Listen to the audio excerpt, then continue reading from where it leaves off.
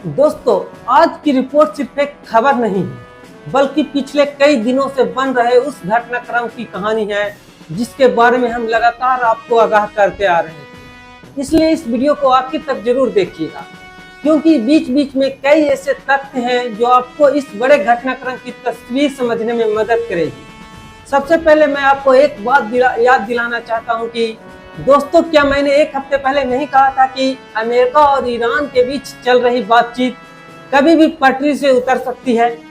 मैंने उस समय भी कहा था कि अगर एक तरफ बातचीत की बात होगी तो दूसरी तरफ सैन्य तैयारियां, हमले, जवाबी कार्रवाई और लगातार बढ़ती बयानबाजी होगी तो भरोसे का माहौल बनना बेहद मुश्किल होगा। और अब दुनिया के सामने पहला बड़ा संकेत आ चुका है। स्विट्जरलैंड में अमेरिका और ईरान के बीच होने वाले आमने सामने की बातचीत फिलहाल रद्द हो गई।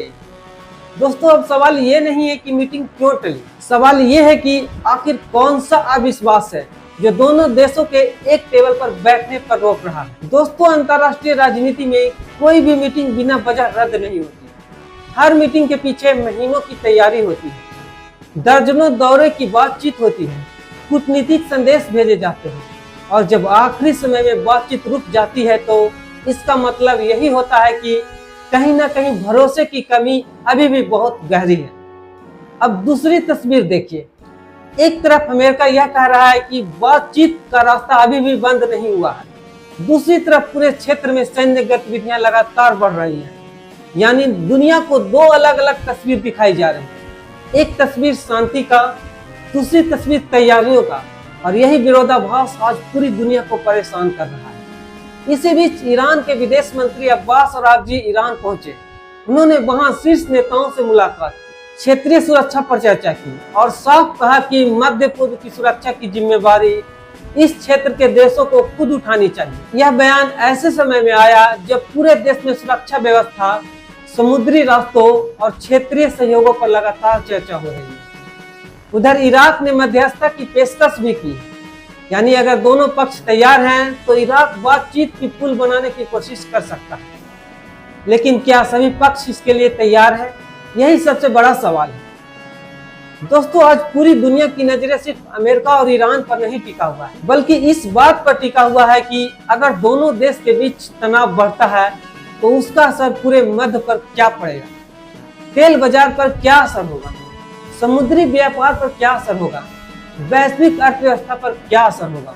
और सबसे बड़ी बात, क्या एक छोटी सी चिंगारी किसी बड़े क्षेत्रीय संकट का रूप ले सकती है। यही वजह है कि हर देश अपने अपने हितों के हिसाब से रणनीति बना रहे हैं। कोई बातचीत की अपील कर रहा है, कोई संयम की बात कर रहा है, कोई सुरक्षा तैयारियां बढ़ा रहा है और कोई पूरे घटनाक्रम पर लगातार नजर बनाए हुए। दोस्तों, अंतर्राष्ट्रीय राजनीति भावनाओं से नहीं चलती है, यह राष्ट्रीय हितों से चलती है। आज जो देश दोस्त दिखाई देता है, कल वही आपके हितों के हिसाब से अलग फैसला ले सकता है, और जो देश विरोधी दिखाई देता है वही किसी मुद्दे पर बातचीत की मेज पर आ सकता है। इसलिए दुनिया की राजनीति को समझने के लिए सिर्फ बयान नहीं बल्कि घटनाओं को पूरी श्रृंखला के साथ देखना पड़ता है। मैं हमेशा आपको यही कहता हूं कि किसी भी एक खबर से निष्कर्ष मत निकालिए, पूरा घटनाक्रम देखिए, सभी पक्ष के बयान देखिए, आधिकारिक जानकारी का इंतजार कीजिए और फिर अपनी राय बनाइए।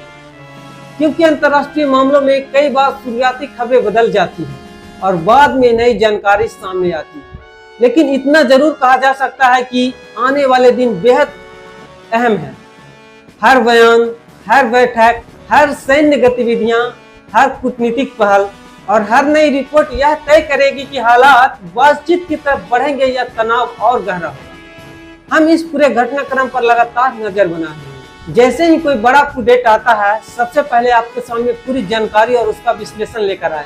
दोस्तों, अब मैं आपसे जानना चाहता हूं कि क्या आपको लगता है कि अमेरिका और ईरान दोबारा बातचीत की मेज पर लौटेंगे या फिर यह गतिरोध आने वाले दिनों में बड़ा संकट बन सकता है। अपनी राय कमेंट बॉक्स में जरूर लिखिएगा। अगर आपको ऐसे ही गहराई और अंतर्राष्ट्रीय राजनीतिक रिपोर्ट पसंद आती है तो वीडियो को लाइक कीजिए, अपने दोस्तों तक शेयर कीजिए और चैनल को सब्सक्राइब करके बेल आइकन जरूर दबाइए ताकि कोई भी बड़ा अपडेट आपसे छूट न सके। मैं फिर लौटूंगा एक नई रिपोर्ट के साथ, एक नए विश्लेषण के साथ और नए तथ्यों के साथ। तब तक के लिए धन्यवाद।